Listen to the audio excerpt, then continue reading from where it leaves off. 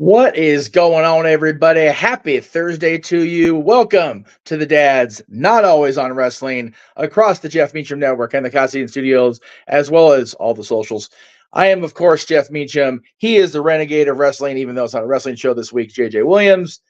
And man, I wanted to say it's WrestleMania season, but it's like we got like 16,000 watch alongs between now WrestleMania, so it's just wrestling season, I guess, around these places. It's good to see you, brother. I know we're a day late and hopefully not a dollar short, but it was what it was yesterday. You know, priorities over passion, as Mr. Foster always encourages us. Absolutely. Good morning, everybody in the room. Everybody's already coming in, man. We are just having them come in. We've got Daniel. So I know you guys are doing TV couples. I hope Tommy and Kimberly for Power Rangers, because I consider them a TV couple, even though Power Rangers was a kid's show. I am a shit. You have to wait and see. They're not on my list, for the record, and I feel a little bad about that. Not gonna lie. You know what? So do I. I feel like that's now my Roddy Piper moment for this show. Like, okay. Well, we already got that shit out of the way. In all fairness, and I'm gonna go ahead and get this out of the way right now. Me and Jeff were talking before we came on the air about how much harder this was to do than I assumed it was gonna be. Like, I legitimately had to go to a website and look up top TV couples to be reminded of some of the couples in TV history, because there were a couple that I left off because I didn't really watch the show enough to wax proxy on them, or I knew Jeff would have them, like the one affiliated with Big G's Super Chat. Ding, ding, ding. Yes. Thank you for the Super Chat, Big G. I did watch the first season, maybe season and a half of Friends. Right. Kind of stopped right around the time Ross and Rachel finally got together. Yes. So I left them off of my list. Right. So definitely a solid one. Then there's ones that, you know, TV shows where there were more than one couple I could have done. Yes. And trying to narrow it down to one couple from the show, because I didn't want to have like Once Upon a Time. There's like 3 or 4 solid couples on that show that you could have picked. It was like I only wanted to have one. Otherwise, there's 3 or 4 on my list. You know what I mean? Right. Right. And then there's the ones that you just completely forgot about because they're not shows that you watch consistently. Yes, exactly. So Tommy and Kimberly is definitely my Roddy Piper moment for this show, because and if Datilla watches this back and sees it, she's probably gonna come up here to Victorville on purpose just to kick my ass. Yeah, it's like she may rescind the opportunity for you to go to the pay-per-view now. She may be like, nope, you don't get that ticket no more. That's your you done did it. But, so it is what it is. So Daniel, I apologize for not having Tommy and Kimberly, because if either one of us was gonna have it, it would have been me. Yes. And I apologize for the Once Upon a Time on mine, because he said that show name and I went, shit. So we've already had a Roddy Piper for the day. Joni and Chachi from the Cleaver, that's another solid one. Yeah. I didn't watch a whole lot of the Joni Chachi Happy Days years. Like, no. I remember Chuck Cunningham more than I remember Joni and Chachi as a couple. And that says something, because Chuck Cunningham was like on 4 episodes of the first season. And then he went upstairs one day to his apartment over the garage and was never seen again. Right. Bye. Yeah, there he went. But I remember him more than I remember Joni and Chachi as a couple. Yes. The Cleavers here reminded me, both of us actually, how little TV we've watched the last decade. Yeah, Jim and Pam, I don't know what that's from. I want to say it's either Office or Parks and Rec, and I'm going, okay. One of those shows I ever watched. Yeah, I didn't either. And Happy Days was one of my favorite shows. I watched it, of course, in reruns, because I was, I think, born the year it ended. So, it's from The Office. I've never watched The Office, and that's just me being a bad TV person, apparently. But everybody's so, okay, it's The Office. Sorry. Never watched it. So, I said, I was telling Jeff in private, like, this is going to be a really interesting list, because I'm curious to see how many we have in common. Yes. And, how many I rattle off that he's like, oh, I should have. Right. And like, how many he's going to rattle off where I'm like, oh man, I can't believe I forgot that. Like Tommy and Kimberly. Yeah. Yep. Yeah. So, That link you found, that list of 70, I found that exact same one. I did the same thing. It's like, yeah, okay, all right. Because I have watched so much TV, but people forget I very much become more Noah Foster like in recent years, and it's like been wrestling and everything else. So, well, and for me, it was the flip side. It was movies. yes, Like I rarely would turn on my TV to watch a sitcom or a drama or right, any kind of weekly episodic that wasn't Raw. right, exactly, Or we'll just say wrestling in general, but Raw is the one that's right, always touted as, the longest running weekly episodic television series. right. So like I don't think I legitimately have paid attention to a weekly show since Gotham went off the air. Yeah, and somebody still hasn't watched it all, so we'll just leave that there. Yeah, just pretend to whistle and look at your watch if you're the person I'm talking about. So JJ's going to go first today, even though it was Yes. not a non-wrestling show, because Yes. at Because the this end of the was day, it was Jeff's suggestion of a topic. right, Like he right, wanted to come up with something that was Valentine's Day related since last week was Valentine's Day. yes, We did the Taylor Swift thing on the fly, so we were like, well, let's keep with the lovey-dovey yeah, and let's do a TV couple. So since this was Jeff's suggestion, I'm yes, gonna go ahead and go first. yes, And then Jeff has to try to follow that and kick himself in the ass if he sees ones that I yes, forgot. yes. And for the record, even though they were primarily displayed on television over the last 18 weeks, Travis and Taylor are not on our list. No. And for the record, I don't have any wrestling couples. Oh, neither do I. For the So record, there you go. I mean, I will admit when I got ready to sit down here today and ask you for the code so I could log in and everything, I contemplated trying to get a picture of Cool Hand Ange and Ruby Soho from recent weeks because that shit is just too adorable. It is too cute. But they I'm not haven't one of them. officially become a couple yet. No. So, No. all right, you're manning the comments, so I will go I, to my overlays. I am on it. Yeah, and yes, I understand that Gotham is on Max. I understand. Yes. There I know. are no excuses, but somehow he always finds one. I made an excuse? No, I just said I haven't done it. Anyways, I just said I haven't done it. Oh, there you go. Aaron's watching. You know it's a good show when Aaron's watching. There we go. What is going on, Boss Man Rift? Good to see you. And yes, Jimmy and Kim from BCS. I fully lean on that one. I'm sure Caitlin will appreciate that too. And yes, Gotham is on. Okay, for the love of God, I'll watch the fucking show. Just leave me alone. Well, we're gonna come right out hot and heavy swinging. You've already acknowledged that you have nobody from the show. Yes. And so it should surprise you that it's my number 10 out of everything. Yeah, that's fair. But at the end of the day, it was the couple that shouldn't have worked, but that everybody was rooting for. It always takes a beauty to tame the beast. Oh. Bell and Rumble. And Bell. Oh. With someone as dastardly and villainous as Rumple. Yeah. You don't want him to have that happy ending because he's just an evil, sadistic son of a bitch. Yes. But as history has taught us, there's always that one person that can crack the villain. Yes. And so when you see Bell chip away, like what I did there, chip, sometimes the best cups are chipped. Yes. When you see Bell slowly start to chip away at Rumple over the years, and you see him start to crack and cave and give in, you're like, can this actually work and happen? Right.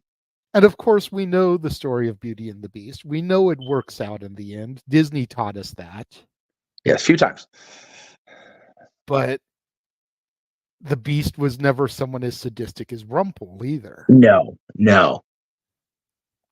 And there's a lot of times where Rumpel was kind of like an addict. He kept relapsing back to his evil ways.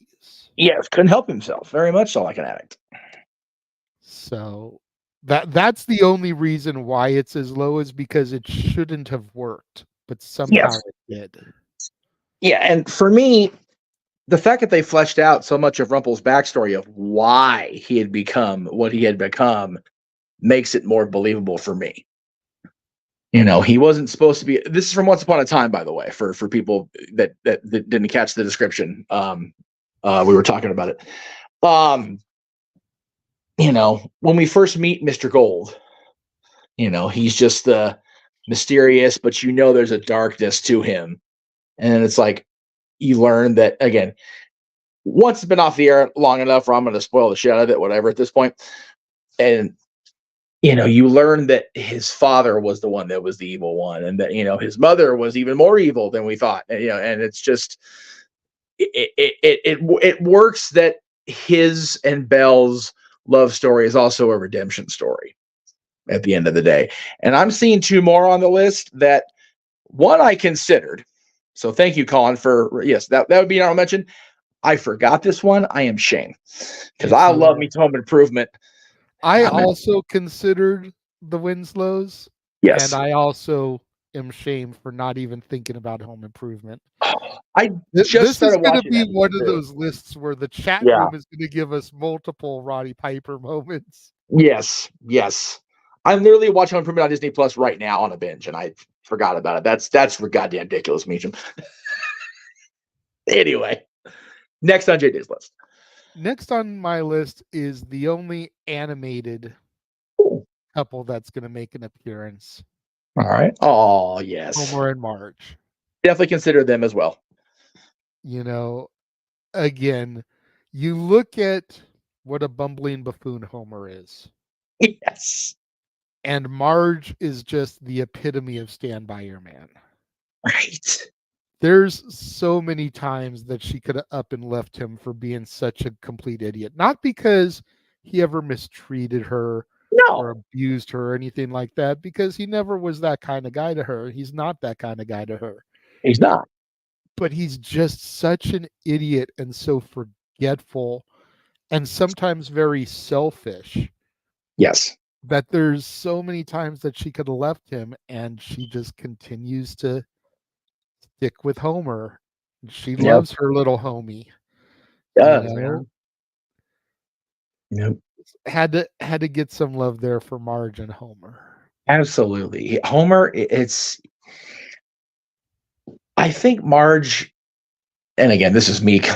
We're talking about television characters, so it's like, I think it's like not a real person. But I think Marge sees that there's, this streak of good in him, and Homer has such good intentions. He tries so hard to not literally burn the town down like he did a couple times now, but he just, she does. She stands by her man. She's great. There are a couple more popping up. I did consider the Jeffersons. And that I didn't consider the Jeffersons or Archie and Edith because I didn't watch them enough. They're coming later. Spoiler. I mean, I know of them, and I do like Archie and Edith, but I never watched All in the Family enough to really. There is one comment that has not been highlighted that it's coming up at least on my end. Okay. So we'll get there. If you mention them first, so be it. But otherwise, we'll get there. I'll go ahead and start that. Make sure we come back to it. Next one is one that I don't remember if it was the website scrolling through that reminded me of them, or if it was seeing something else on that list that triggered me. Okay. Like, oh, what about this person? Sure. But Will and Lisa from The Fresh Prince of Bel-Air. I thought about these two. It just didn't last long enough for me to have them on there. For me. Sometimes, the length that they last doesn't matter because, especially when it comes to sitcoms, True. Very true. you know, there's such a revolving door of arcs and something. It's like what really connects and allows staying power. True. Very true. It's a matter of what it makes you feel in the moment. And Will and Yeah, Lisa were just so damned cute. they were. They really were. And their getting together is probably leads to the best Fresh Prince blooper of all time. That's fair. With Carlton spazzing through the entire set after Lisa gets left up at the cabin. It's just such good shit. Although anytime any of the Fresh Prince actors overact is the best blooper of all time. Thank you for the super sticker, Cat. Much appreciated. Yes. Lots of stuff we did. And again, I would think Phil and Viv more from Fresh Prince than I would Lisa and Will. If Aunt Viv hadn't been recast, I would have gone with it. But when you have two different actresses playing the role, that's two different chemistries, two different dynamics. Yeah, and both worked. Yeah. But I always loved Janet Huber, the original Aunt Viv, and once the other one came in, it was just kind of like it's noticeable that it's not the same person. Yeah, for the record, that's why I didn't have Daryl and Samantha Stevens, because I love me some Bewitched and Jeannie. I also thought of Major Nelson and Jeannie, but yeah, switching. This is gonna sound really bad. I kind of switching dicks didn't work for me. It's a cap that James for later. Thank you. But it just didn't connect for me, like you said. Good reunion, by the way. Highly recommend all the reunions on HBO and Max have been really good so far. Friends, Fresh Prince, they've all been really solid. So highly recommend. Okay. I mean, I've seen the snippet of Will and Janet from the reunion. Right. So I feel like I'm good having just seen that because that was a big moment for the two of them. Sure. But I do want to see the whole reunion. Yeah, it's cute. It's the funny is as good as the tender and the warm stuff. So it's all good. And Friends is more difficult now to look back on with Matthew's passing, but right, man, it's still a cool moment. Anyway, so number 7, I have an honorable mention that goes with my number 7. The honorable mention is the one that I saw on the list. Okay. But seeing that on the list jogged my memory about another couple. Mm-hmm. You know, same actor in both couples, which is why the one that was on the list is an honorable mention. Okay. But I'm going to go ahead. I'll do the honorable mention first, and I think you'll know where I'm going once you see the honorable mention. Okay. The honorable mention is Kevin and Veronica from Shameless. Nice. Okay. Yeah. But Van and Cheyenne from Reba. Lord Almighty. Lord Almighty. Oh my God. I mean, they were just so cute with each other. They were so adorable. You could not help but love both actors. Yep. And if it wasn't for Reba, if it wasn't for discovering, and I'm blanking on his actual name right now, but the actor who plays Van. Oh God. It's gonna bug me now too. You know, when I finally discovered Seamus because of Cameron Monaghan, right, and realized that he was in it too, I was like, okay, now I have 2 reasons to watch it. Yes, Shameless turned out a lot better than I anticipated. Because again, he's so good, and he's so goofy. Yes, and he leans into his goofiness.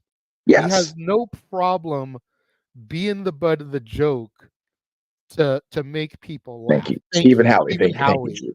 Yeah, God, that was gonna bug the shit out of me. Same. I hate that. But yeah, like there was just something about him, and I always said that if they ever made a biopic movie on Jim Carrey, get Steve Howie to be Jim Carrey. Absolutely. He's a little Absolutely. bit too old now to do it, but if they had done it like around the Reba time, Yep. he would have been so perfect because he could have handled that in living color through, Oh my God, the right? rise of Carrie. Yeah.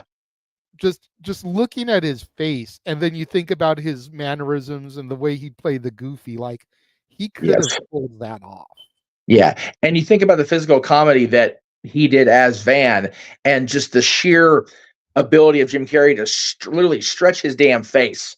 Steve's perfect guy for that. At that point, now, like you said, it would be challenging, but if he grew his hair back out, he could probably pull it off. And Possibly. Kevin and Veronica really reminded me of the Van Cheyenne relationship. Yes. They Yes. Absolutely. they worked so well together. Yes.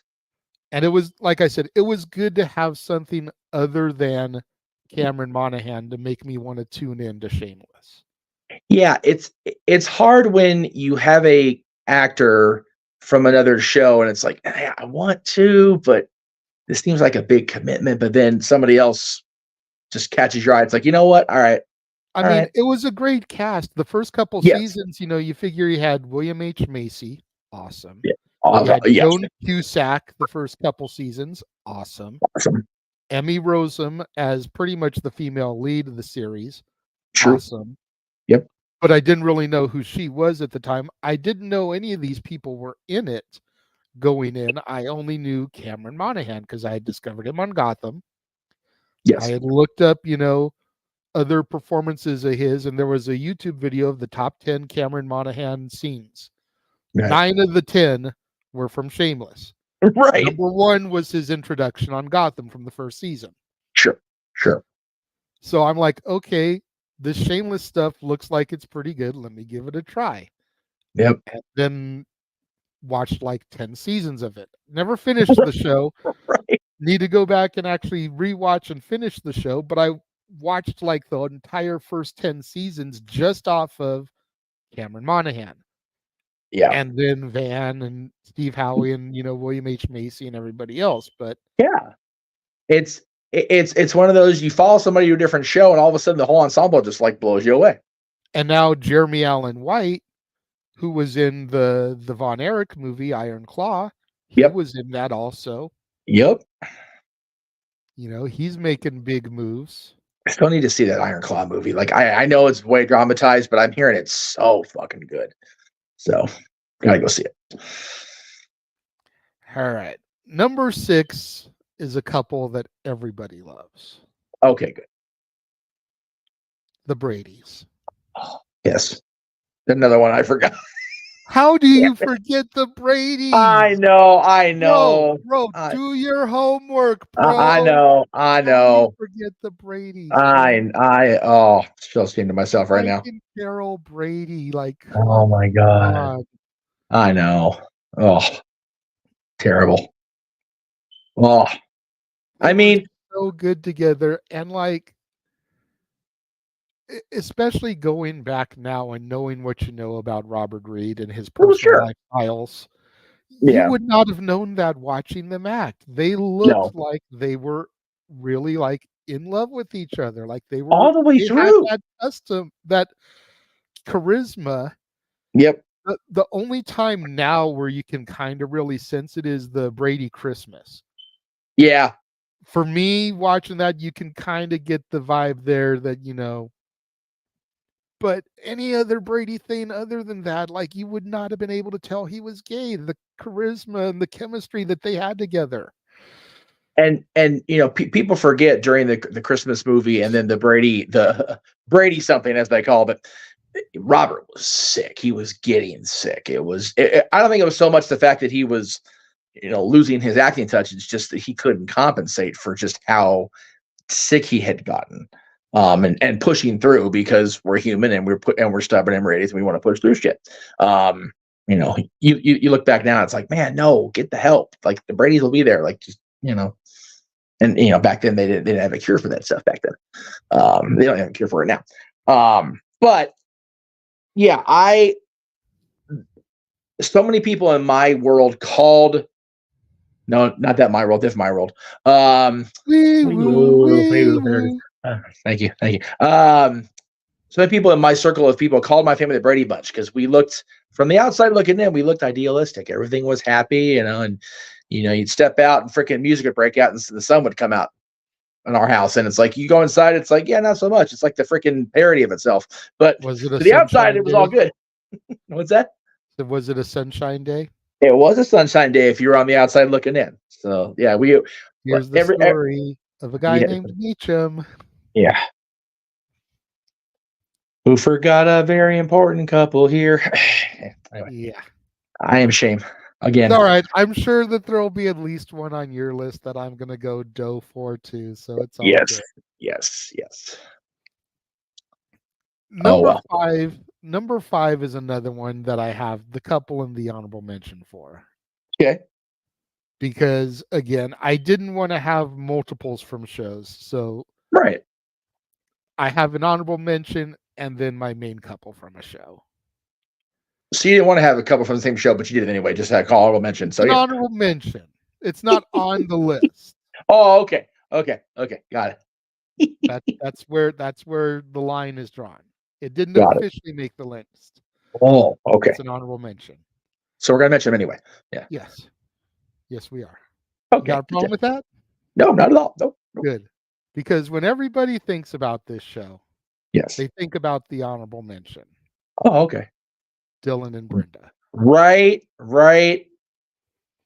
But for me, it was always Donna and David. Okay. I'll let you go first because I'm gonna talk about them later. Okay. So we have the same one on the list, so that's fine. Yeah. I went through all the mucker-fucking couples on that show, and I'm like, you know what? They lasted the whole damn time. They was off and on, but the finale's them getting married, so it's the best ending. Like shit. So definitely, yeah.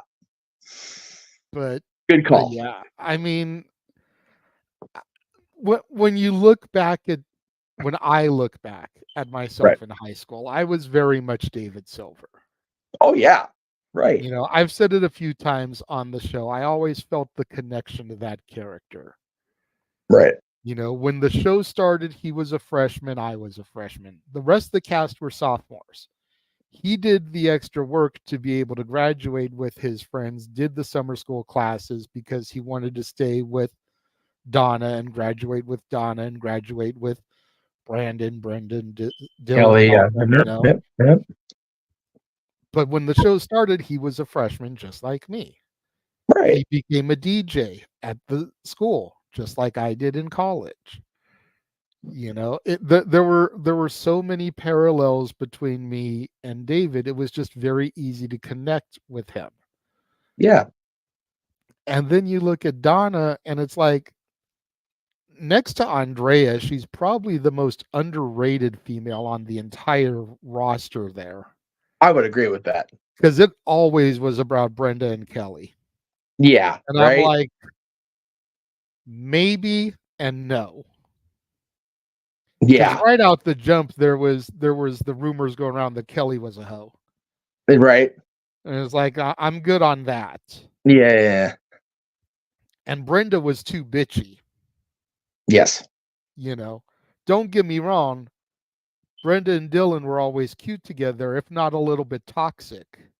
Yeah. Which, to the chat room earlier, is the main reason why Joker and Harley didn't make my list. They were way too toxic. Yeah, they were toxic on the cartoon. Yeah. Let alone now. Jesus. But I digress there.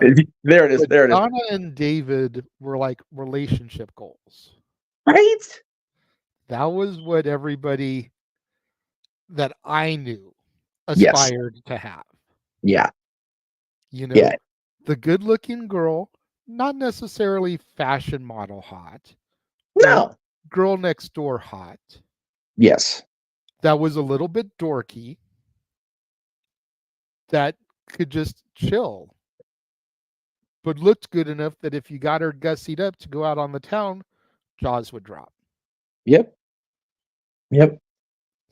I like the comment in there because I remember so you're gonna need to show I them. remember watching when David cheated on Donna in the back of that limo. I felt betrayed. I was like, "You bastard! What is wrong with you?" Like, I get it, she's hot, but like, oh, and that was the start of like, man, even Silver's corruptible. No, See, David didn't just want to have sex with her. He loved her. he did. It was getting her to break down the walls enough to be willing to do that was taking forever. Yes, He was yes, willing to wait up until a point, but there right. came a point in the relationship where he felt like they had been together long enough and they should be taking that step. Yes, And she still wasn't ready to take that step yet, and that's when the cheat happened. yeah, and again, as a guy, you go, yeah, all right, but you look back now, 20 years later, you go, I was fucked up. that's a dick move. It was fucked up, but I'm not saying you can justify it, but you can understand it. Yeah, and it's one of those, they found their way back to each other at the end of college. Her graduation gift from college to him was like, all right, here it is. And he's like, you end the season, you're like, all right, David, because finally got what he wanted. But at that point, it was everybody they were with after that reunion in college was like, all right, that's enough of this shit. Can we get you two back together? Come on now. Yeah. And like I said, the finale was great. So number 4 is the other one that I had to be reminded of off of that list. Oh, okay. I told you about it in private. Yes. Kevin Arnold and Winnie Cooper. Oh, God, disgusting cute, right? Oh, jeez. When the most offensive thing is the New York Jets jacket, that's saying something. I'm glad you said it first. Damn it. Oh, for fuck's sake. You're not wrong, but still. What's frightening is that she still pretty much looks like that. She does. She's 40-something years old, but she still looks like she's young as all get out. She has glowed up very nicely. And Fred, Fred stayed this way through like the teen years and whatnot, yeah, but you can still see it in his face. Yes. But he doesn't look as good now as she does. I would say Fred's held up better than his brother, who is coming up later, by the way, Colin Andrew. Don't worry. Sure. But yeah, I think Fred, this is going to sound so shitty of me because I love Ben Savage, but Fred has aged better than his brother. Yes. For me. And Fred kind of like his career dropped when the Wonder Years ended. Yes, he ended up going to directing.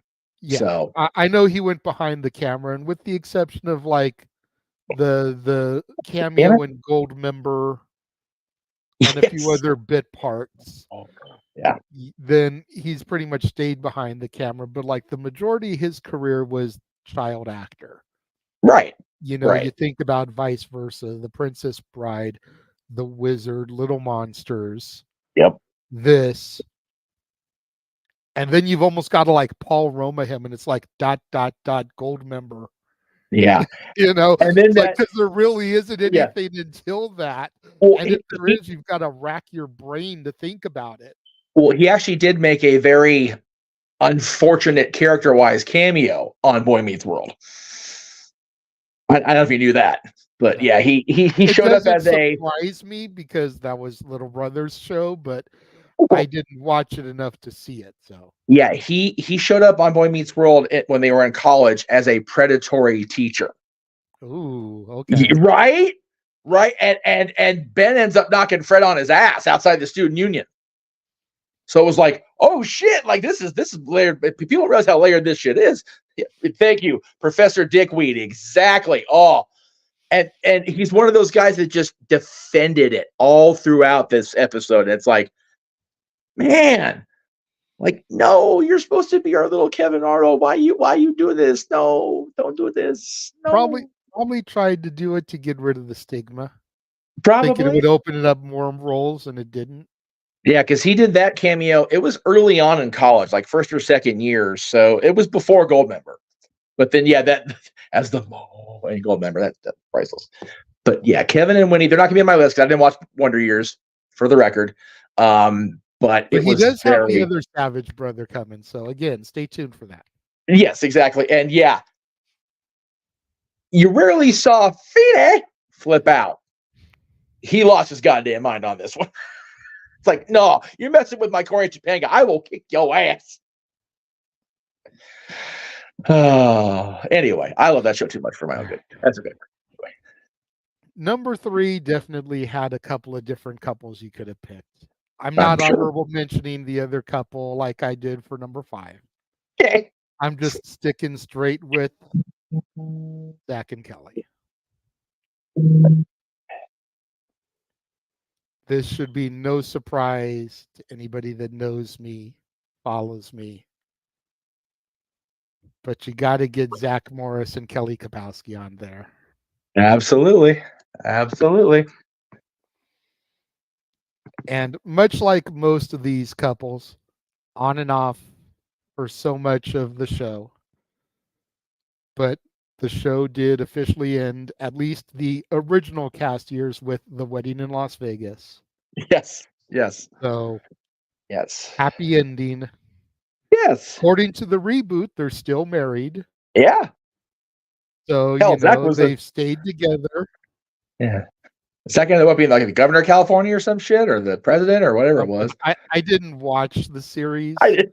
I only tuned into the one episode where they paid homage to Destin Diamond. Absolutely, me too. I tried. The rest of it, I didn't watch. I had no desire. It's rough, but the original series and especially these two in their arc, and it's so funny to think about this because when you go back and watch the retooled Good Morning Miss Bliss that they kind of weaved into the Saved by the Bell continuity, it's like the very first time we see Zach and he's going after that older girl, she freaking looks like Tiffany Thiessen. It's like, this is they knew what they was doing when they repackaged this show. Zach's always had an eye for that look. Yeah, Zach's always had a type. That's why the whole Tory thing never made a lot of sense to me. Yeah, it was bizarre. Except for the fact that Zach never had a hard time grabbing a girl.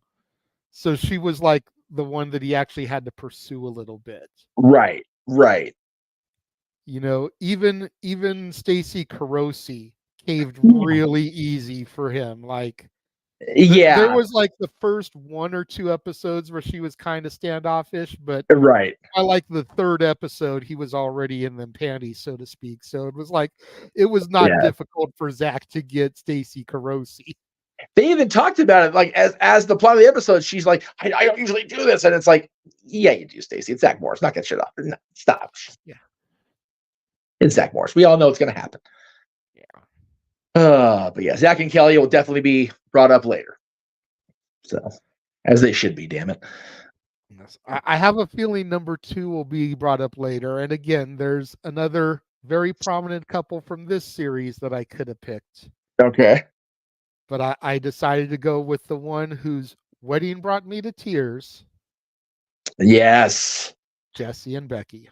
You know what? I think I had the same picture, actually. I don't remember. I'll look when we get there. But yeah. Oh, yeah, it's a cute picture. They look cute together. But I mean, I definitely went back and forth between them and DJ and Steve. Same. Friggin' same. Like, because DJ and Steve are like my age. Yes. I watched them get together. I watched them fall in love. We watched them come back and find each other on Fuller House. Yep. It's just one of those things, like you were always championing for Steve. And when DJ would go for someone else, she's like, no, go with Steve. He's Aladdin, for Christ's sake. You belong with him. It's like he's got his own personal genie. Yes. That is a big reason why the wedding brings me to tears. Is because of that Yes. damn song. Yeah. Freaking Beach Boys songs. I bought the Beach Boys album Summer of Paradise just because John's version of Forever was the last track on that album. Nice. The whole rest of the album is the Beach Boys being the Beach Boys, but the Absolutely. last track on that album is John's version of Forever. And it's So if so you good. ever wanted to have it like on a hard copy CD, the Beach Boys, either Summer of or Summer in Paradise. Yes. It's on that album. There you go, kids. Educating you today on the dads. But if my number one isn't Donna and David, if it's not Zach and Kelly, if it's not Jesse and Becky, who could I deem as the greatest TV couple of all time? Lucy and Ricky. God damn it. Didn't forget them, but they're there. Like, they were the ultimate couple. I mean, their real life relationship was enough that they created the TV show. Yep. And then they had to fight for Desi to play her husband because they wanted to recast him. And she's like, no, I'm going to have my fucking husband as my husband on the show.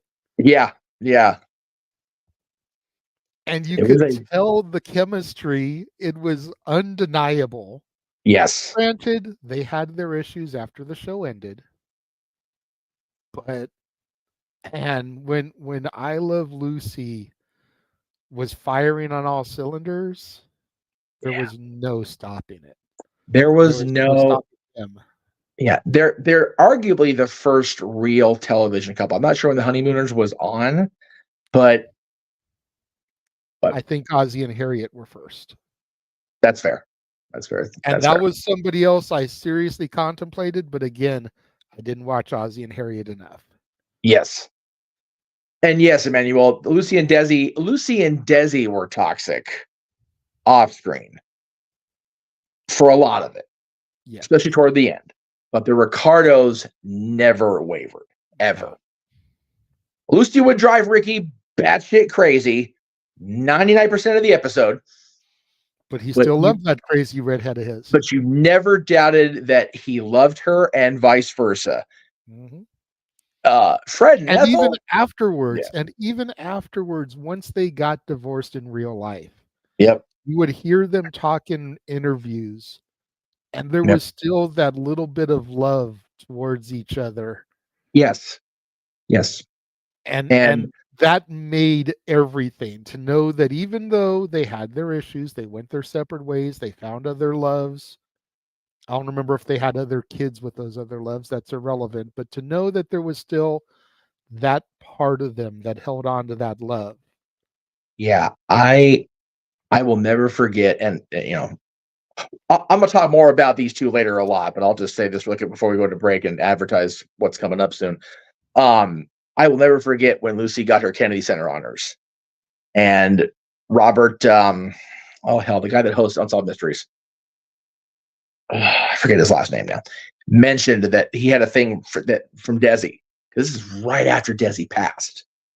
And, Desi wanted to be here, and he read off this, beautifully, it's like, the producers wanted to give, credit to this, and this, and Desi told the award people, give Lucy 90% and divide the other 10% amongst all of us. Because that's what it was. Lucy was the show.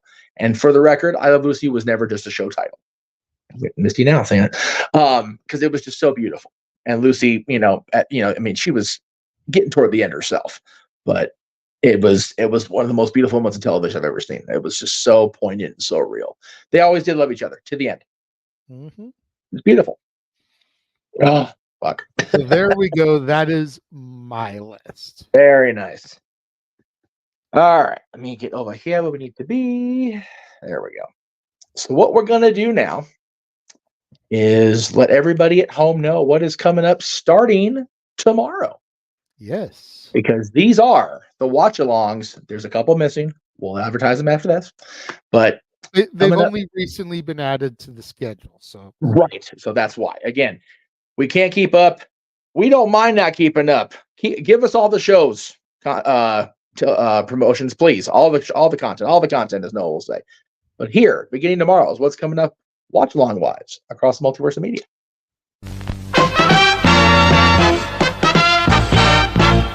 And now, preview time. So let's take a look at what's coming your way.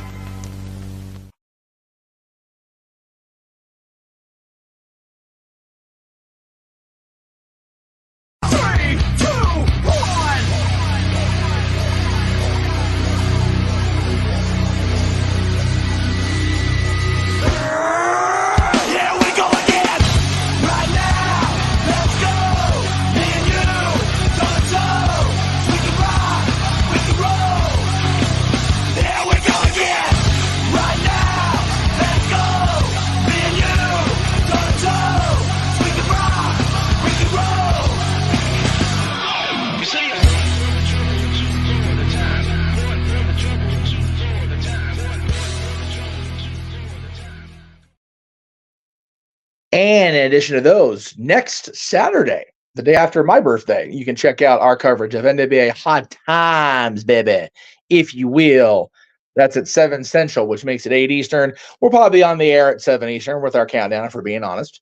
And then just added to the schedule during Dynamite yesterday, it is official. If you've talked to Adam Pierce, no, it's Tony Khan's show. Supercard of Honor is back. They'll be in Philadelphia WrestleMania weekend, few years actually. That'll be Friday night, April 5th. The plan as of now, in discussion with the team, I'm over here now. Hi. Is we're going to do both this year. We're going to do the Hall of Fame and the Supercard of Honor. And rather than tape delay the Hall of Fame, we'll just run both. Like we did last year, we'll just do both. And if Supercard of Honor, it is what it is. We lost you real quick. You blipped out. Oh, I did. Yeah, I'm blipping because I'm getting phone calls. I need to answer, but I can't answer because then it won't be Dads. It'll be JJ on wrestling. So it is what it is. Anyway, and to be fair to the comment room, and you can go to monitor their chat now if you want, since I'll be doing my list. This isn't like, okay. The Hall of Fame is important, and I don't downplay the importance of it to a good majority of us. However, not everybody's going to be compelled to watch the Hall of Fame at this point, only because Supercard of Honor is going to be stacked, I think, with Ring of Honor talent that people love. And also, it's a variety. You get the people of yesteryear getting their flowers, but you see the stars of today that are in AEW Ring of Honor that are still be able to showcase their skills. So I'm all for both. Yeah, definitely. If we're being 100% transparent, I was a little bit flustered last year that we had to do Hall of Fame on tape delay. Yeah. So the fact that we're able to do it, and we have enough of a team where we can do both live simultaneously.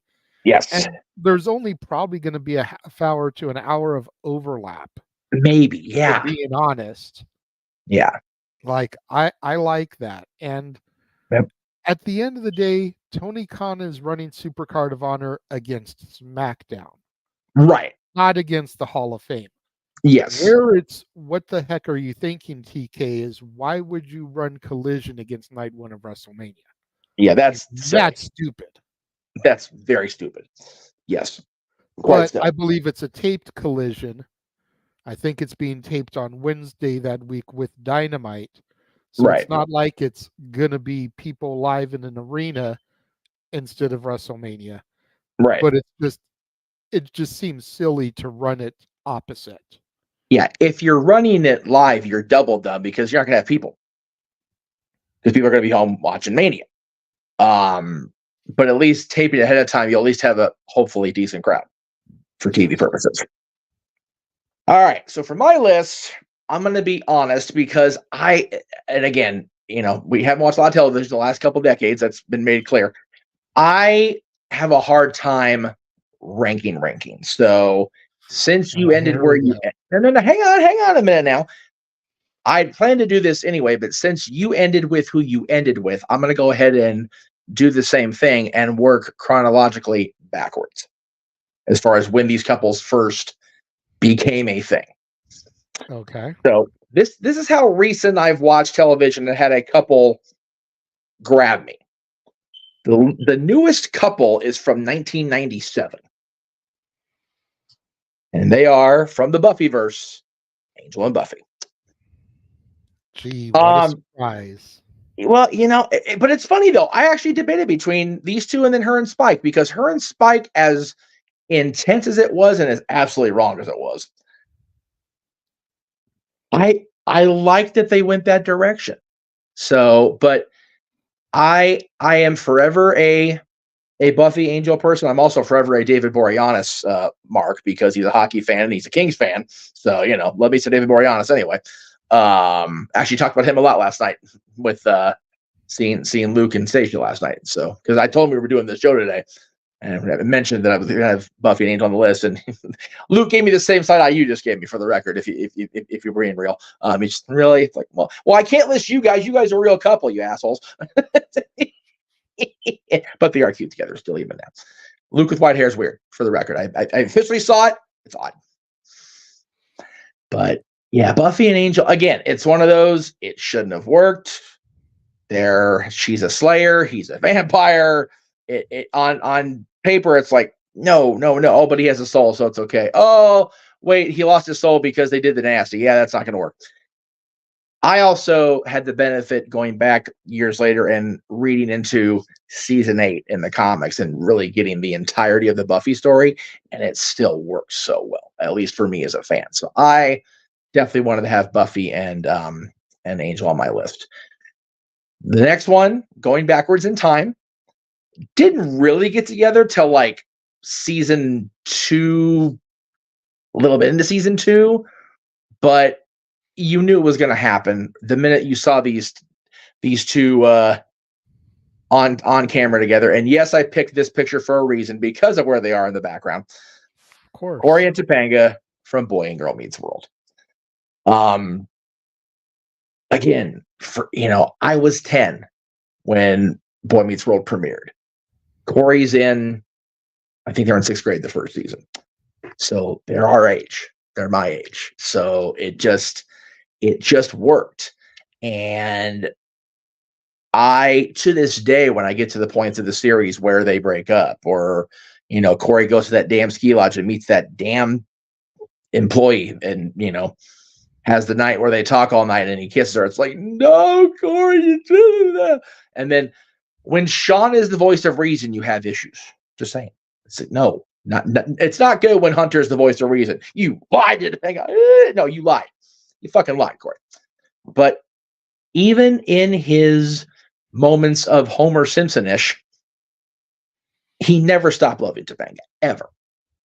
And like I said, when they cameoed his brother as a teacher who was predator activity against Topanga, no qualms, knocking him on his ass. Because that's who Topanga was. Topanga was everything to him. And, growing up, by the time the show ended, I was trying to think when the show ended. I was either at the end of high school or close to it. So it's like, I grew up the same age bracket as them, watching them just battle everything. And my favorite moment to this day, the one that reduces me to tears, is when Topanga's parents make her move to Pittsburgh, which at the time you don't appreciate it because it's Pennsylvania, it's this big. No, fucking Philly and Pittsburgh are far from each other. I understand Lauren was hot. That's what makes it wrong, Colin. He knew better. That was his Topanga. Yeah. So yeah. I was in my sophomore year. So I was a couple years behind Cory and his friends, as far as actually being in school. But it was still but anyway, my favorite moment. So they've moved. They're 8 hours apart or whatever it is by transit, and it's pouring down rain, and Cory just is just despondent. He opens the door to go take a walk in the rain, and there she is at the door. And they embrace. And Cory's parents are like, Topanga's parents aren't here. So it's like she ran away from home to be with Cory.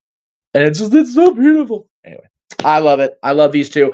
I love that they kept them together and brought them to Girl Meets World with their daughter, and they're just as goofy and quirky as ever. It's beautiful. I love it. The next one is one of the ones I did watch Girl Meets World for right. first couple seasons. Sure. And then I kind of fell off of it. Yeah, I did too, which was sad because it was only a couple seasons. But again, it's a different time. It wasn't TGIF time anymore. It was on Disney. And I think if it had launched when Disney Plus was already active, it might still be going.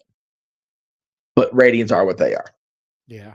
So the next one is one we share. And again, we're going backwards in when they first got together. I didn't have the same pictures, turns out. I was wrong. Becky's having the baby, and Jesse's in the freaking costume. Yes. For context, it was Michelle's birthday party, and the family was dressed as the Flintstones. So there you go. But yeah, Becky and Jesse from Full and Fuller House. And we only lost Becky at the end of Fuller House because Lori Loughlin got herself in a little bit of trouble. But you do catch it for your kids, I guess. Lord knows I know that's true. I don't know. Like, I think at the time the show was on, I was still young enough where I didn't understand everything about the world like we all think we do at that age. But they connected for me. I loved the non-chase. Like, Jesse was so like standoffish and aloof, but it's like, dude, you want her. Knock this shit off. What's the matter with you? And then she finally gave in. They dated for a minute, and then they went to the fabulous Alibaba Hotel and Casino. It's like, no, you can't get married here. What the hell are you doing to me? You guys are killing me. And then they did the wedding, and God, the journey to the wedding was enough with the freaking trucks and the parachuting, and oh my God. I remember being genuinely pissed during the Vegas one, the Fabulous Alibaba, when they called it off at the last minute. It's like, yeah. I remember being genuinely pissed. And then we had the slow burn until season 5 when they got married, and it was like, okay, you're forgiven. Yes. Because the way it got pulled off. That's right. You're forgiven here. But I remember being so mad. And to this day, whenever I go to Vegas, I tell people I'm going to stay at the Fabulous Alibaba Hotel and Casino. And if they know, they know. And if they don't, they're not my people. That's right. That's right. If you don't know where we're going, we say, Fabulous Alibaba Hotel. Fuck out of my house. You don't understand.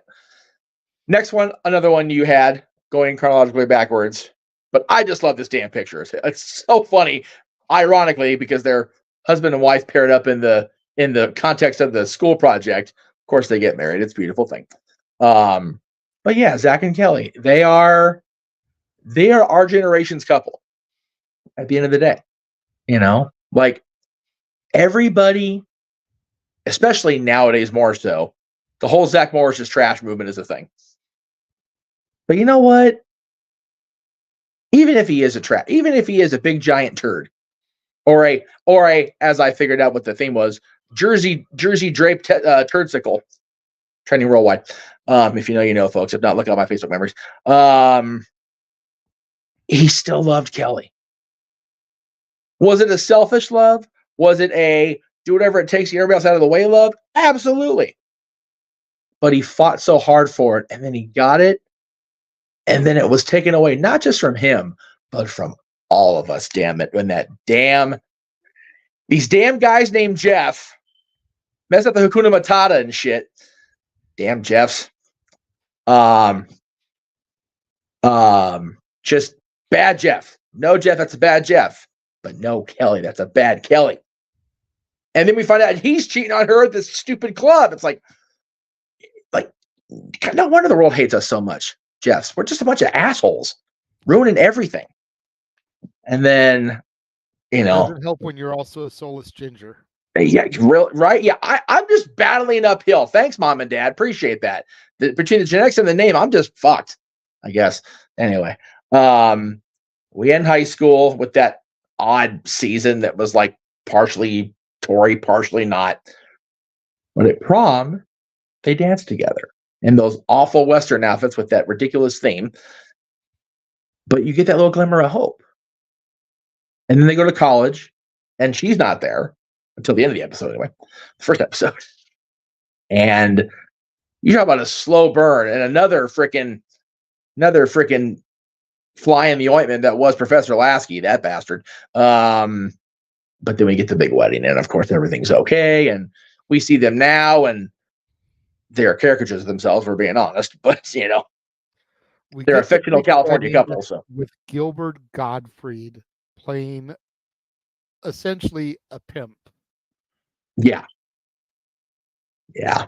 Let's just take a moment, think about that, and then continue.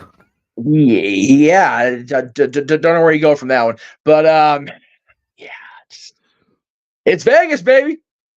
What are you gonna do? Oh, but I did love seeing everybody, including Elizabeth Berkley, who was right smack dab in the middle of Showgirls nonsense.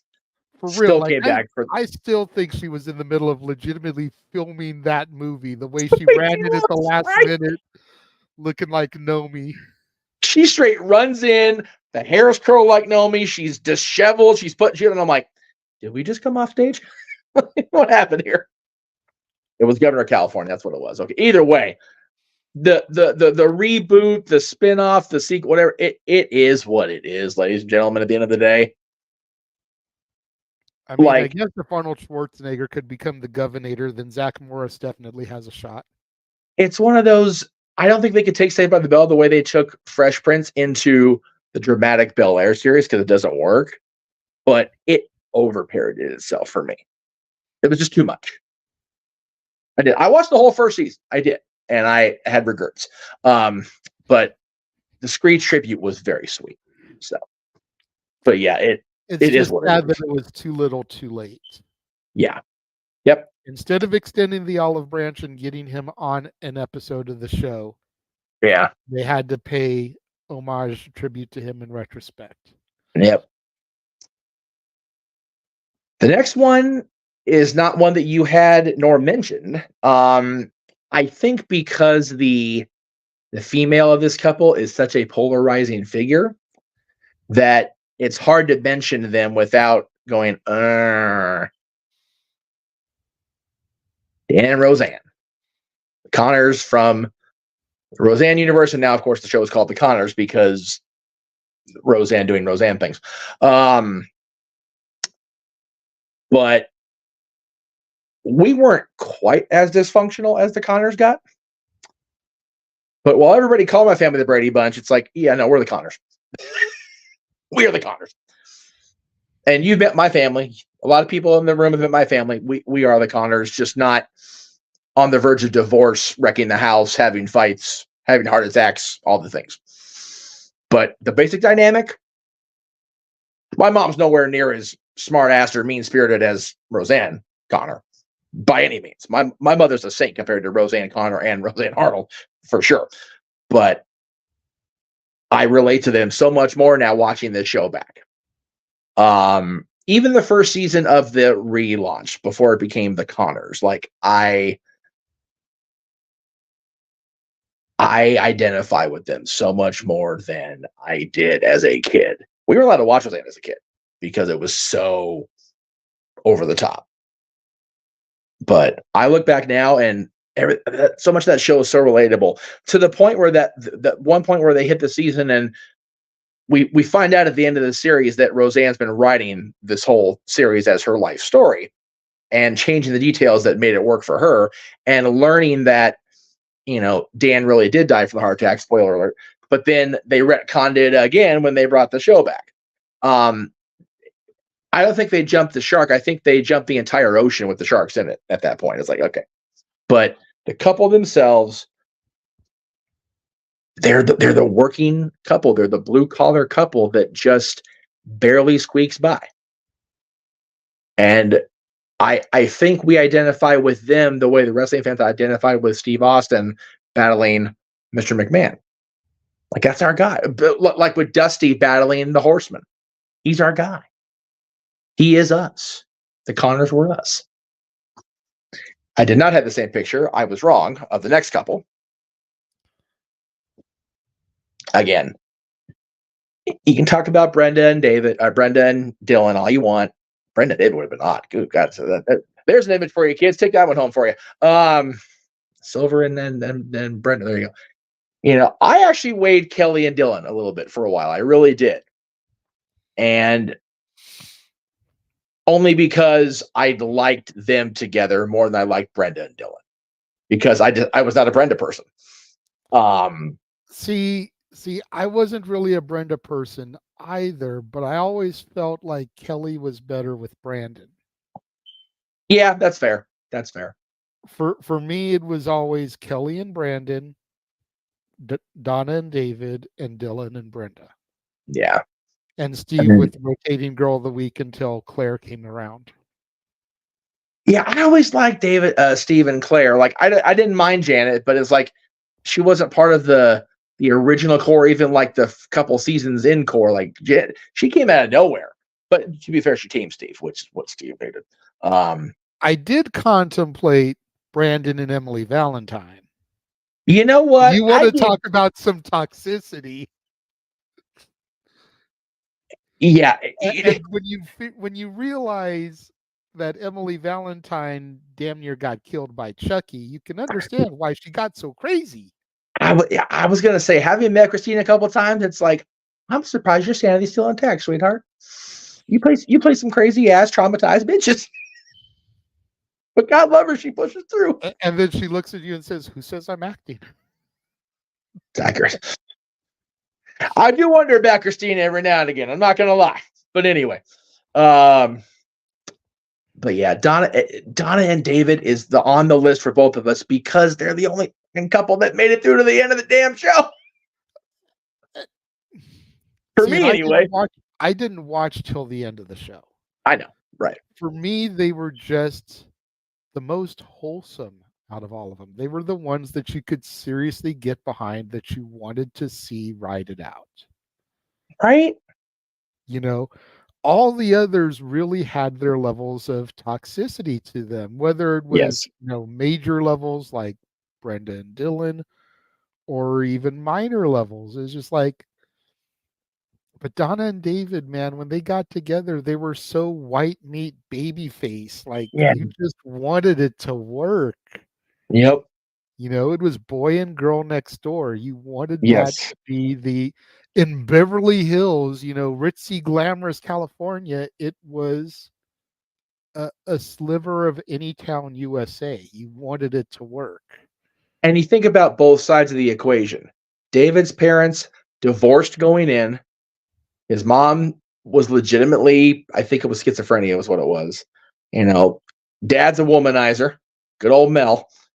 And then Kelly's, not Kelly, Donna's parents. God, talk about, dude, if there was one TV mom that I could inject with a dose of humility, it was Felice Martin. Holy shit. Like that bitch was, yeah. And it's funny, the things that you remember from the series. Yeah. Because we always talk about Dylan and his dad and, all that stuff. I vividly will, until the day I die, probably. Right. Remember the analogy that Donna made to her mom when they were talking about, giving out condoms and stuff at school, and how opposed she was to it. And Donna is like, and I'm paraphrasing here, but she basically was like, it's like teaching a kid how to swim. You can put a fence around the pool all you want, but if you think that there's some kinds of way that the kid is going to find a way into the pool, don't you want to teach them how to swim so they don't drown? Yep. And that shut her up real quick. Yeah. And that was the moment when I realized Donna wasn't as stupid as everybody thought she was. Yep. Yeah. I forget if they had found the person that played Felice throughout, because early Felice was a different actress. I watched both shows, Cape Rare, so you're good. But at one point, Donna, who had been, educated about, staying a virgin until marriage or whatever, found out her mom was having an affair. It was like, oh no, you did not, you hypocrite. And then later we found out that her dad, the doctor, the good virtuous one, had an affair too, and that's where Gina came along, which, you know, didn't have a problem with her coming on the show because I loved her from General Hospital, Vanessa Marcel. But at the time, it's like, man, no wonder Donna was so like all over the place with trying to make decisions because her parents couldn't keep a decision to spank their ass with both hands. Yeah, see, Vanessa Marcel came after I stopped watching Right. 90210. I didn't discover her till the Las Vegas TV series. Also a good show for And I underrated. saw that and I was like, God damn, she's sexy as hell. Yeah. If you caught her on GH, like I happened to walking by when my mom was watching GH, yeah. Oh yeah. Yes. Agreed. Everybody. Yeah. Here, wait. Here's me. Yeah. Spread it out. Dean, we did get a super chat from Big G while you were talking there. I was waiting for you to finish to throw it up. Go for it. But he threw a $2 super chat. Said, "Here's one for you, Sam and Diane from Cheers." You know what? I came across them on that list, and I'm like, if I was watching Cheers when Shelley Long was on the show, I probably would have thrown them on here. I didn't catch Sam and Diane's years until reruns after. Yeah, the few episodes that I did see, it was Sam and Kirstie Alley, which I believe her character was Rebecca. Yeah, and they weren't even really a couple ever on the show. It was always the grand chase because Rebecca Howe was the manager. It is on Peacock. Damn good show, Las Vegas. Rebecca Howe became the manager after Sam sold the bar to the corporation or whatever it was. And Rebecca was always chasing the corporation head. And it never really worked until they both decided that Rebecca wanted a baby and Sam wanted to prove his virility or some shit, like whatever it was. So that's when they started to try coupling. I don't think actually ever became a couple. But man, Sam and Diane, you talk about a dysfunctional what the fuck couple. Oh my God. Star-crossed lovers that there ever were from two completely different worlds. Holy hell. Definitely had consideration in my brain. I'm not going to lie. I'm going to jump ahead and going backwards because the couple I'm going to talk about now was mentioned earlier and not on a list, but they were mentioned. So I'm going to talk about them first. Archie and Edith, again. And again, this is probably going to get me some hate tweets. _ Jeff Meacham. You know where to find me, kids. I wish this type of show, this type of couple would work in 2024. And it's not going to. It's just so over the top now with how completely ignorant Archie was about his world. Comically ignorant in the 1970s and early 80s, but it just wouldn't fly. But for its time, it was wonderful. It was a great look into what society was really like. Could you think about sitcoms before All in the Family? Lucy, the Brady Bunch. It was all the families are okay. Nothing's wrong. Everything gets capped in 30 minutes and we're good to go. And even some of the other episodes of some of the shows, they maybe have a two-parter, but it was never dark like some of the stuff we got on All in the Family. And through it all, that lovable dingbat just stood by her bigoted bonehead.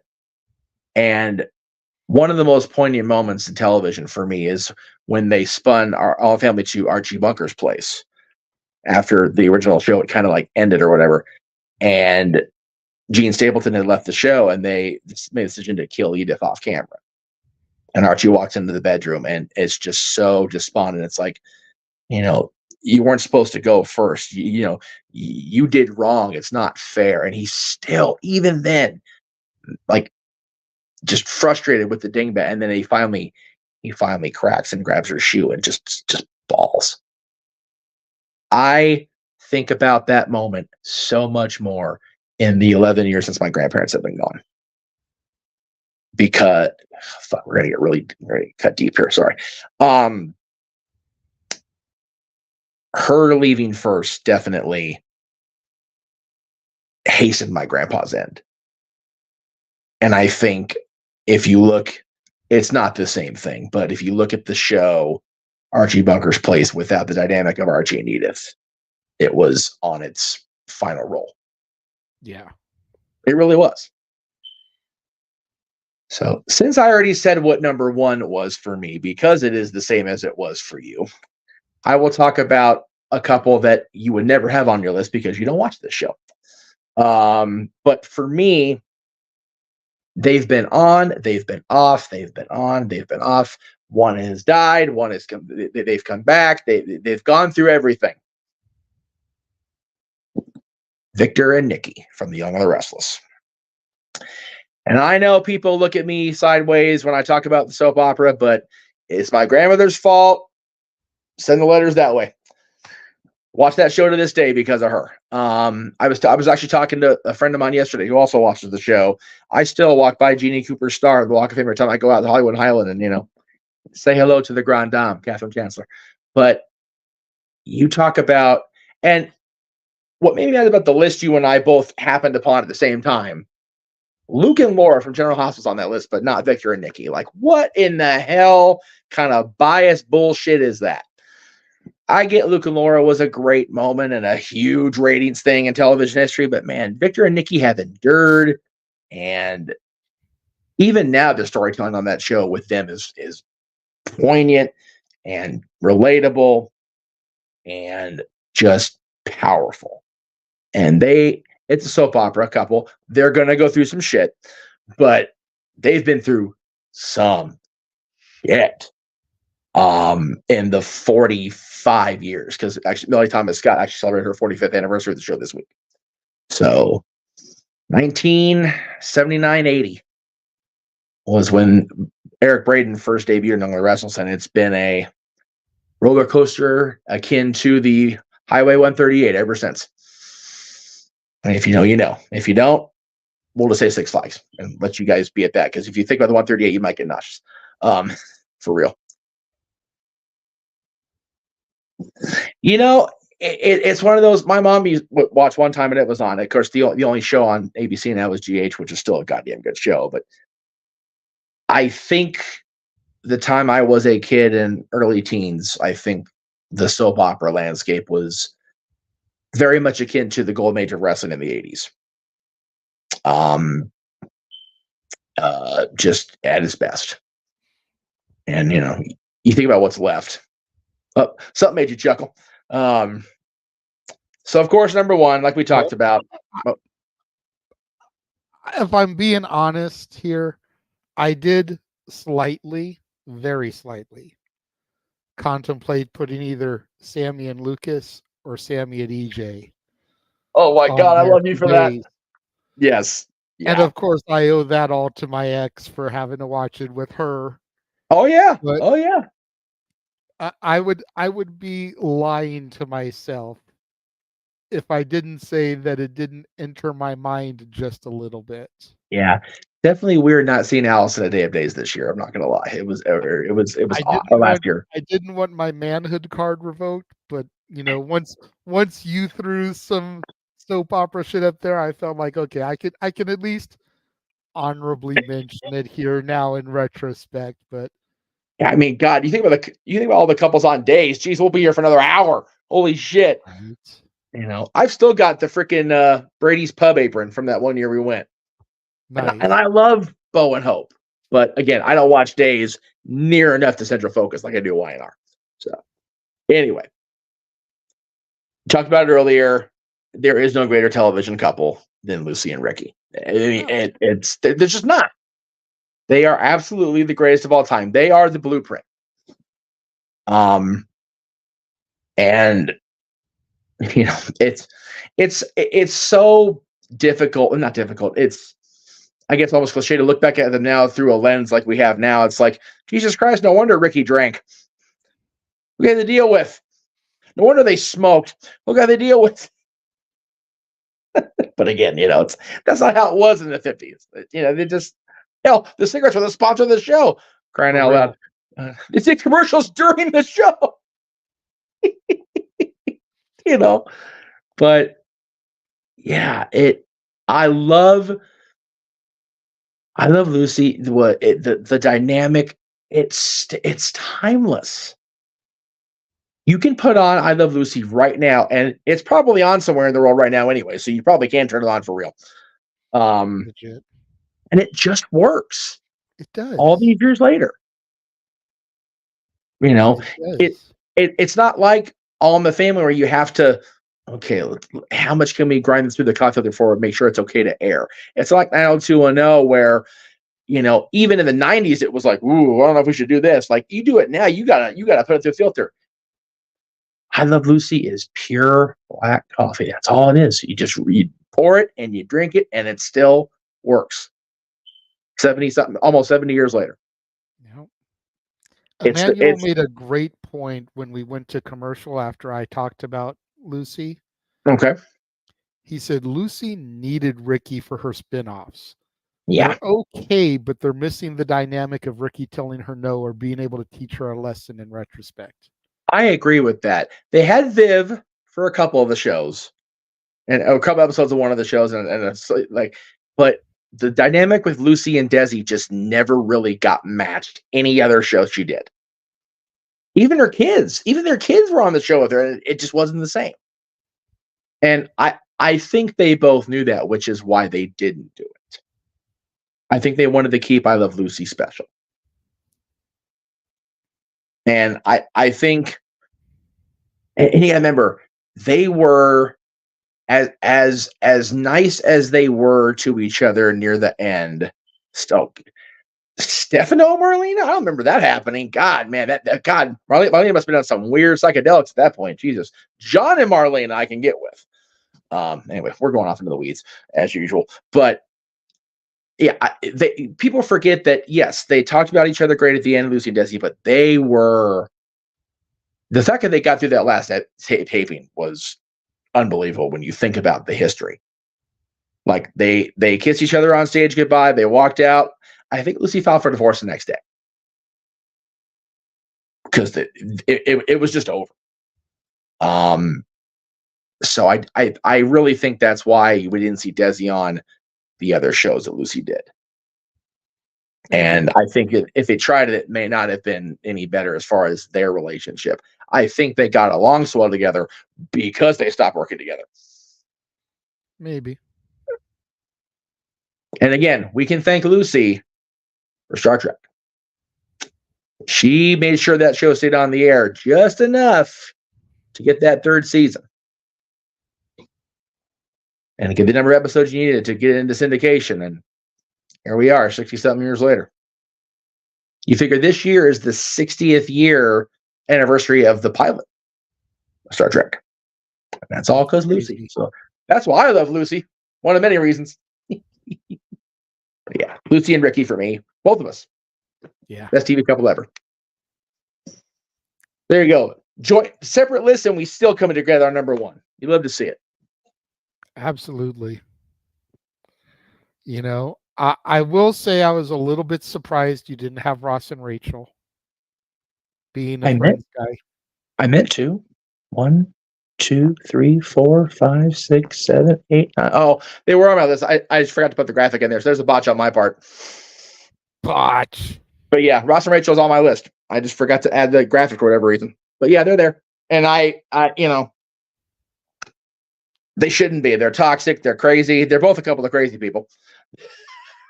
It's. I think that dynamic's different for me for David and Donna coming together at the end, and then Ross and Rachel coming together because it was just so fantastically over the top with Ross and Rachel all throughout the 10 years. As far as the Family Matters families, Urkel and Laura, and then Carl and Harriet, I love that show. I did not watch the last couple seasons of Family Matters when it moved to CBS. So I missed Urkel and Steve actually becoming a couple, or Urkel and Laura actually becoming a couple. Stefan and Laura was great, but again, that was one of those, I think it jumped the shark when they cloned Steve, and it's like, I have a way out of this.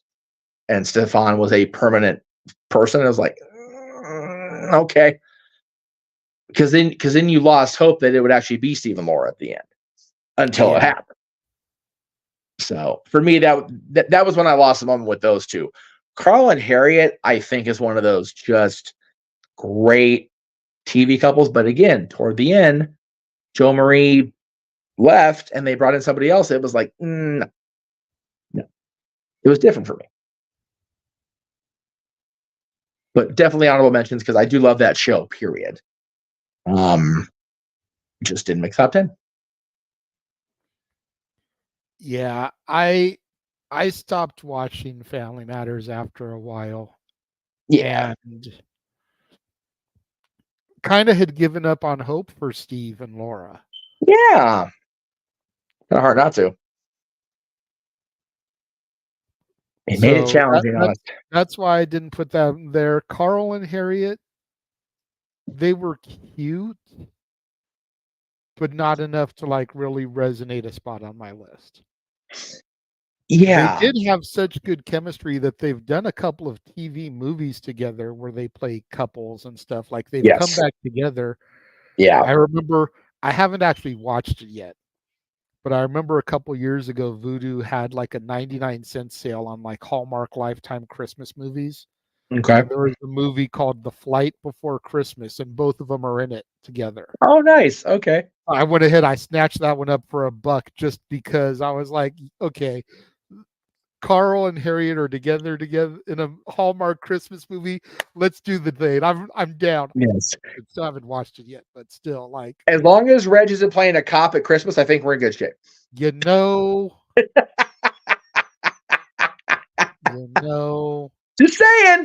Just saying. And what the real reason I think I didn't put them on the list is because at the end of the day, Harriet was spun off. That was her show from Perfect Strangers. And then it became the Urkel show. I was like, it's supposed to be about Harriet and her relationship with Carl and her whole family. And now we're focusing on the neighbor. It's like, all right. And yes, they were brought up earlier again. You know, hard not to love Winnie and Kevin. Never watched it myself, but I know he did. For the super chat, Emmanuel, like Jeff pointed out, that was on my list. They were number 4, I think, for me. Yeah, and that one did surprise me. They didn't end up together. That was a bummer. But, you know, it made sense when you watch it back. So, all right. Let me get new Excalibur mode. Time for the shills. Yes. Don't Excalibur yourself. Okay. Take your time. Okay.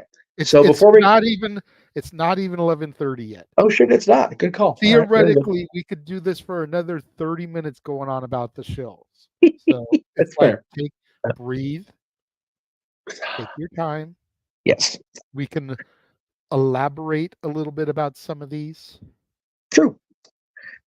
And before we get to you know, much like I threw up there a moment ago, friendly reminder, everybody, super chats are how we make money. So if you want to throw up a name and have us discuss that maybe we forgot, feel free. Super chat. It's as simple as that, but try to spread the love around. Yes. Super chats have been a little bit Jeff heavy today, so maybe try and throw a few more back toward my side. Make it a little bit even. Yes, definitely. Especially with what's going on today, because again, we are trying our damnedest. Let me I don't have that graphic in here yet, but I will.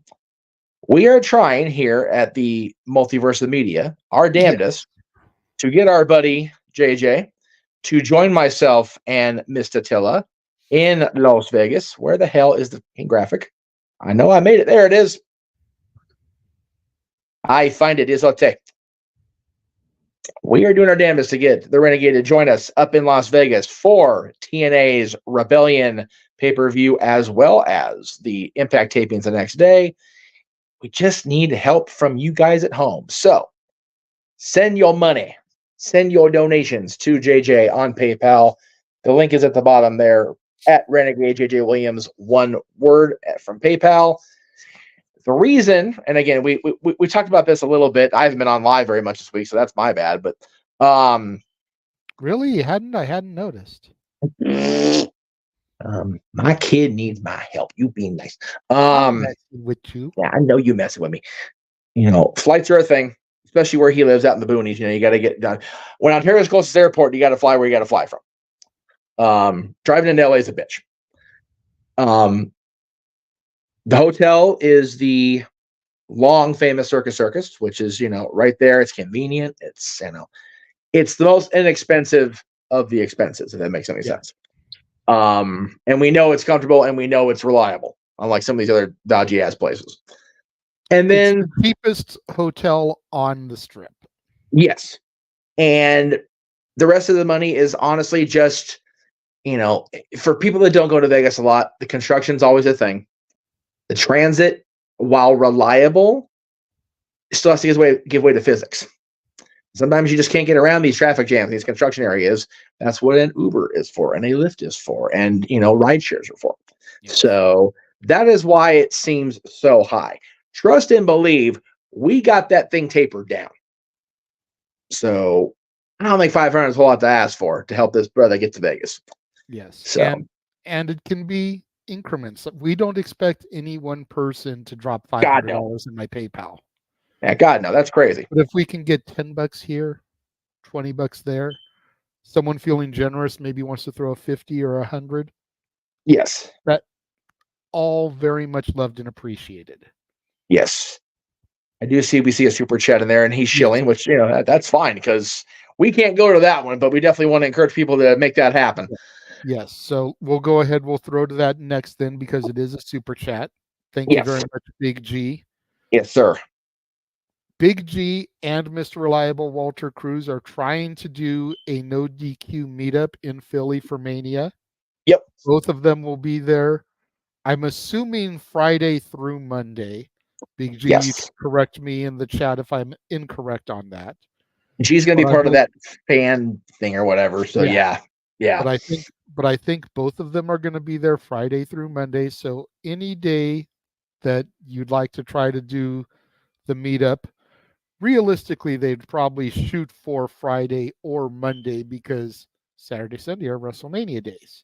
Yes. Those are going to be the most chaotic to try to do it. No, for real.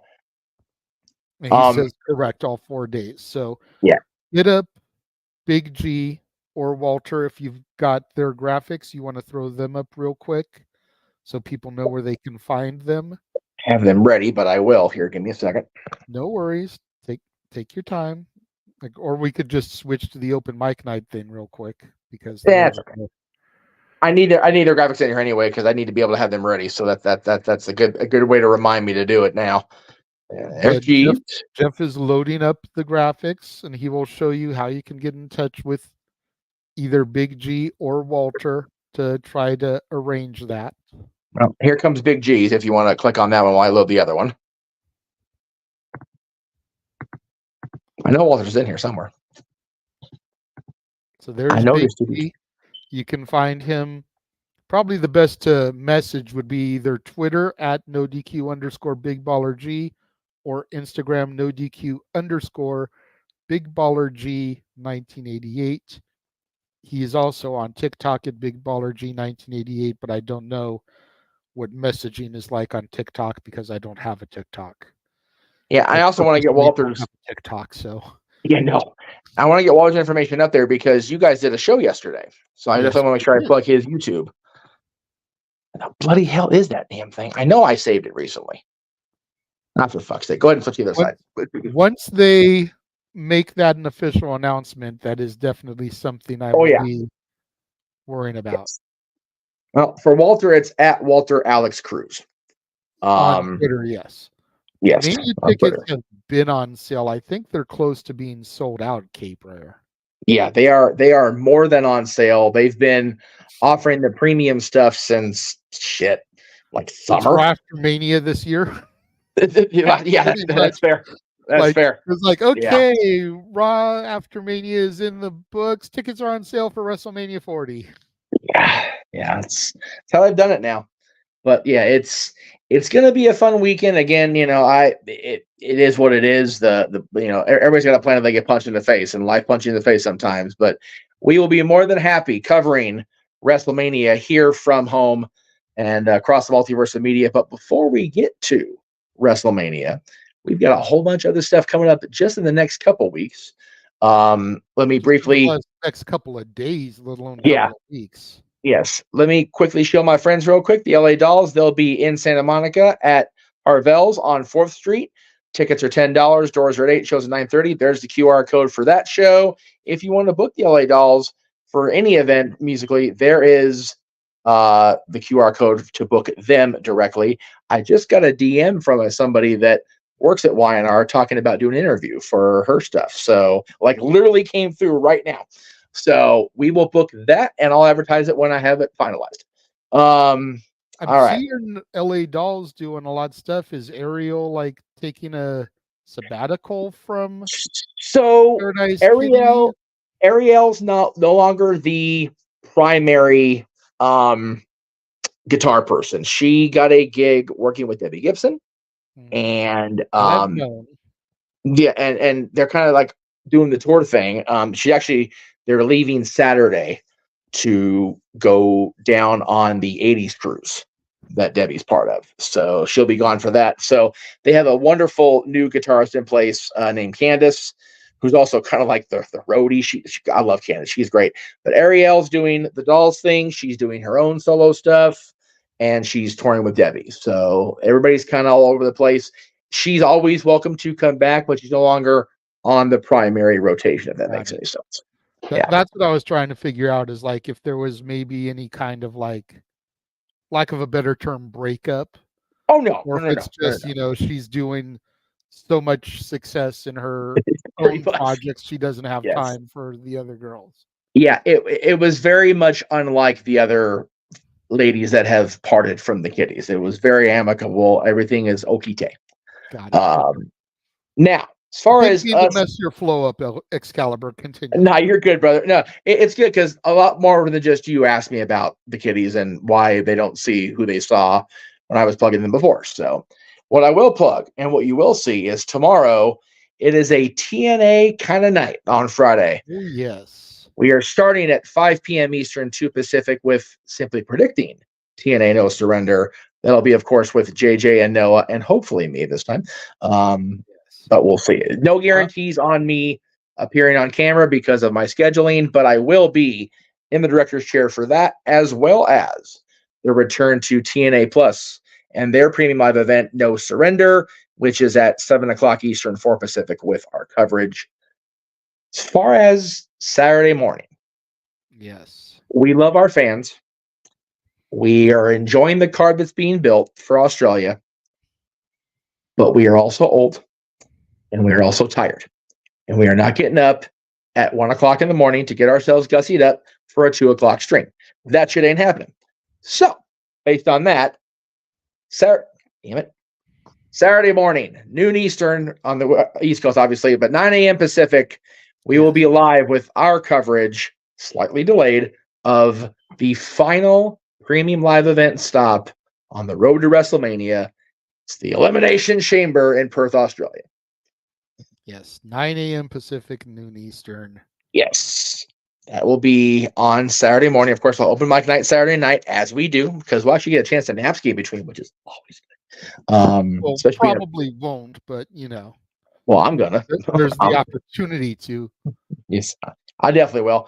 Now, here's where it gets fun, because next weekend has turned into a start of a week of shit, because we've got, in order, Hard Times, AEW Revolution, and the final match. Back to Hard Times real quick.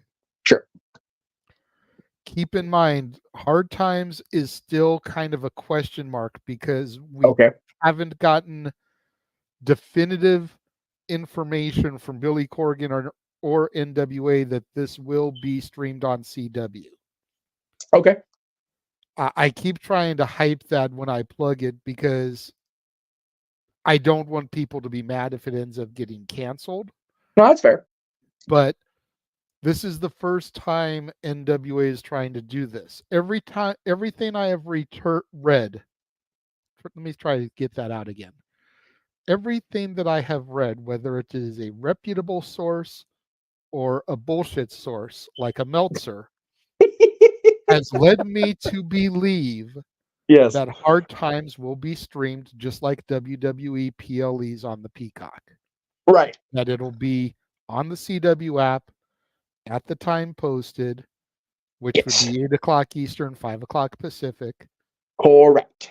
As long as that is all accurate information, then we will be doing this and calling it. Yes. If for some Yes. reason we find out at the last minute that it is being taped and will be streamed later, then we'll just call it when we find out it's finally being streamed. Yes. But I try to put that disclaimer out there when it comes to hard times, because this is the first time NWA is doing this, and I Right. don't want it to fall on us if Right. it has to be canceled last minute. So I try to make sure Yes. that little bit of quid pro quo, that clause, if you will, Yes. is out there, and that as long as information that we have received ends up being accurate, and even the sun shines on Meltzer's ass every once in a while, then yes, that Saturday, 5 o'clock Pacific, 8 o'clock Eastern, probably 4 o'clock Pacific, 7 Eastern start time for us, we will be doing hard times. Well, it shines there when Tony makes sure that moss on the back is grown nice and pure for him shining on it. So anyway. Now you may pick up the Excaliburine, but I just like to try to get that out there.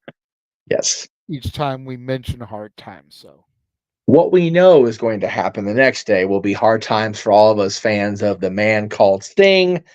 It is his final match, the last showtime against the Bucks, teaming up with Darby. And what is going on with Ric Flair after last night is what I want to know. Oh boy. I can't even call them the Bucks anymore. I just call them the Massey brothers. Right. Because, they want to go by their legal name, Nicholas and Matthew Jackson. Jackson's not your last name, dipshit. It's Massey. So you want to go by your legal name, I call them Nick and Matt Massey, the Massey brothers. Oh, boy. Either way, we will see them against Darby and Sting on Saturday, March 3rd. God help me. God help me. I want to get through this. We'll be on the air with that. I think they go live at 7 o'clock with their pre-show. So are we. Eastern, 4 Pacific. And yeah, as far as Chamber, no, we ain't. Yeah, no. I was going to. I really was, because I knew some people would want to do it. And I was graciously, thankfully talked out of it. So, no. Honestly, if we, it's no secret that we've been looking to move for a minute. Even the fans know that. That's why this still isn't out of its box, because we're not going to take it out just to have to repack it. Right. Yeah, that's stupid. Yeah. But if we had moved into a new place by now, then we probably would have done it, because the garage would then turn into my studio and I wouldn't have to worry about disturbing people. Right. That's fair. On any given evening, I traditionally have kids sleeping beyond this wall. Right. And my woman sleeping beyond that wall. Yes. So to try to start a pay-per-view call at 1 a.m. our time, 4 a.m. East Coast time, and then be loud, hype, that is not good for my health. That is a recipe for us to have to put a disclaimer up saying we had a live murder on our show. We didn't intend for that. I am not trying to get turned into a tauntaun. Right. It may be cold up there, Victor, but it ain't that cold. We need to get a tauntaun to keep warm, okay? Just throwing that shit out there. So, and if you understand that reference, you are our people. Yeah. If you do not, go watch Han Solo and what he does in Empire Strikes Back, because clearly you haven't seen it and you don't get the joke. Yeah. But it's like the first half hour. There's no excuse at that point. For real. But what will happen for sure if he ended up doing something like that, it'd be a huge roadblock to his existence continuing. That's right. And we will have coverage of NXT Roadblock. Yes. Coming up. If we can get Dattila to 1,000 subscribers by March 4th, yes, you will have to watch and review Roadblock along with every NXT TV special and PLE. Yes. She is 17 subscribers away. At this point, y'all, I'm like, dude, go create some dummy YouTube accounts and just subscribe to her to get the count up. Yes. We want Dattila to have to cover NXT. That's right. Well, I stick behind this, and I was going to get more in depth in it today before I had to cancel my morning show. I will discuss Dynamite tomorrow, but this week's NXT was better than Dynamite. Oh, wow. Okay. Good to know, because I missed both, so I have some catching up to do. I will say this. Part of Open Mic Night this weekend will also be JJ's decision on whether he continues on with his TNA viewings after No Surrender, because No Surrender will be in the books by Saturday night. So we will get the Renegade's decision about TNA coverage on For Love of Wrestling Saturday night, or No Mic Night. So stay tuned for that. And I will say, I'm already leaning one way over the other. Okay. No Surrender will definitely be the final. It can definitely make or break. Yes. And if the worst happens and No Surrender doesn't deliver, then we will have to sacrifice the loss of For Love Wrestling on Friday mornings. But TNA will be having their own sacrifice a week after I turn 41 and sacrifice what's left of my youth. Friday night, March 8th. Again, it'll be in the usual time slot, probably around 7 o'clock, 8 o'clock Eastern, 4 p.m., 5 p.m. Pacific. We'll be on the air with that. Now, they did add one more to our list because, again, the curly-headed wonder just can't keep us from working, which is fine. I don't mind, because Ring of Honor, Supercard of Honor, as we said, will be Friday, April 5th. That's all coming up on the watch-along sides here on the Multiverse of Media. The curly-haired wonder is giving us something before Supercard of Honor, though, is he not? Or do you not have that graphic loaded in? He was, but that one was part of the trailer. I just happened to see that. I forgot I mentioned Supercard of Honor earlier. If I'm being real, I forgot I mentioned that one. Sacrifice was part of the trailer too, but no, they all are. But Sacrifice and Roadblock and Revolution and Hard Times are all like in like the next week and a half, and we weren't expecting all that shit in a week and a half after Chambers. So it was like, we got too much to do, and it's great. We love it. But yeah, they're going to Boston. Very heavily rumored that Mercedes Moné is going to debut, especially with the addition of the recent WWE departee from Creative, now officially with AEW, who is a big Mercedes Moné person. So it's kind of one of those, if it walks like a duck and it talks like a duck, it probably sucks at hockey, but it's a duck. So very likely we're going to see the boss in Boston, which is great for you Mercedes Moné fans. And for those of you like me who are indifferent, it's another woman that'll be in catering within 6 months. Wrong for that. Stop me when I'm telling lies. Your opinion may not be wrong in facts or probability, but you're still wrong for that. All I'm saying is, how long has Saraya been with AEW? I know. And with the exception of her moment in Wembley, what has she done that's been memorable? Hey, she is the sole reason. What has she done that has been memorable? Her machinations have led Ange and Ruby together. You give her the credit for this being a thing, damn it. No. It was her mistakes. It was her that tried to break them up. She has done nothing that has been memorable. I know. Deonna Purrazzo, the virtuosa, long may she fucking reign. That's right. Is having a moment right now. Yes. But if she goes down to Tony at Revolution and Mercedes comes in a week later, Deonna's going to be an afterthought. So I'm just saying. It's not invalid. You are correct. Madison Rayne was on TV for the first time in how fucking long this week? That's fair. But she's also a coach in there all the time anyway. Doesn't matter. Matters to me. Doesn't matter. She could be getting more TV time. It's good. Instead of showing the same 5 girls every week. Yes, or the same 10 people, 10 guys. Yeah.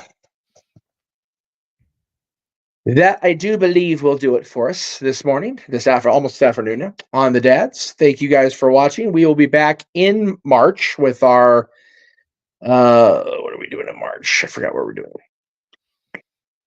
We'll have graphics during open mic night. We'll have the discussion off air, and we'll let you know what we're doing for March. But be on the lookout, because it's usually all wrestling topics in March as we get ready for WrestleMania.